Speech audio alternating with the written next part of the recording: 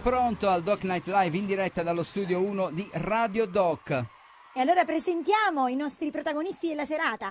Danilo Lavia e Alvaro Biffarella alle chitarre e alle voci. Antonio Provenzale al tamburello. Michael Rizzo alla fisarmonica. Francesca Perez e Antonella Sirni alle voci. Lucio Cassarà alle percussioni. Antonio Zangla e Giuseppe Principato Trosso ai fischietti. Qui al Doc Night Live questa sera il gruppo folk Amastra.